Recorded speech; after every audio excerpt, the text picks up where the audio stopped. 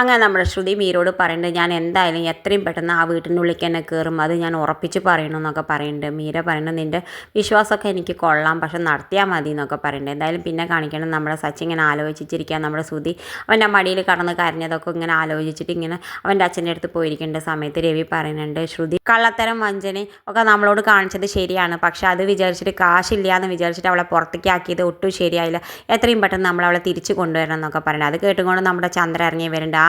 നിങ്ങൾ ആ കള്ളീനെ ഇങ്ങോട്ട് കൊണ്ടുവന്നിട്ടുണ്ടെങ്കിൽ ഞാൻ ഒരിക്കലും സമ്മതിക്കില്ല, ഇങ്ങോട്ട് കൊണ്ടുവന്നിട്ടുണ്ടെങ്കിൽ ഇവിടെ ചോരപ്പുഴ ഒഴുകും എന്നൊക്കെ പറയുന്നുണ്ട്. എന്തായാലും നമ്മുടെ രവി അപ്പം ഉണ്ടാതിരിക്കുന്നുണ്ട്.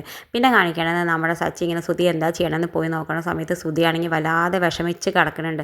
ആ സമയത്ത് നമ്മുടെ സച്ചി മെല്ലെ ശ്രുതിയോട് പോയിട്ട് പറയുന്നുണ്ട് നീ വിഷമിക്കേണ്ടടാ, നീ എന്തിനെങ്ങനെ വിഷമിക്കണമെന്ന് ചോദിക്കുന്ന സമയത്ത് നമ്മുടെ ശ്രുതി നീട്ടിട്ട് പറയുന്നുണ്ട് അവൾ എന്നോട് ഒരിക്കലും ഇങ്ങനെ ചെയ്യും ഞാൻ ഒരിക്കലും പ്രതീക്ഷിച്ചില്ല, അവൾ എന്തിനാ എന്നോട് ഇങ്ങനെ ചെയ്തത്, എനിക്ക് എന്താണെന്ന് അറിയില്ല, ഞാൻ ഒറ്റയ്ക്കായുള്ള അവസ്ഥ എന്ന് പറയുന്നുണ്ട്. ആ സമയത്ത് നമ്മുടെ സച്ചി പറയുന്നുണ്ട് അങ്ങനെ നീ ഒന്നും പറയില്ല, നീ ഒരിക്കലും ഒറ്റയ്ക്കാവില്ല, ഞാൻ അല്ലേടാ കണക്ക്, നിനക്ക് എന്ത് വിഷമമുണ്ടെങ്കിലും ഞാൻ മാറ്റിത്തരും, നമുക്ക് എല്ലാതും എത്രയും പെട്ടെന്ന് ശരിയാക്കാമെന്നൊക്കെ പറഞ്ഞിട്ട് കെട്ടിപ്പിടിക്കുന്നുണ്ട്. എന്തായാലും ശ്രുതി പൊട്ടിക്കരയുന്നുണ്ട്. ഇത് കാണിച്ചും കൊണ്ടാണ് ഇന്നത്തെ പ്രൊമോ അവസാനിക്കേണ്ടത്. ഇതുപോലെ പ്രൊമോ വിശേഷങ്ങൾ നിങ്ങളുടെ മുന്നിൽ എളുപ്പത്തിൽ എത്താൻ ഈ ചാനലിന് സബ്സ്ക്രൈബ് ചെയ്യാൻ മറക്കരുത്.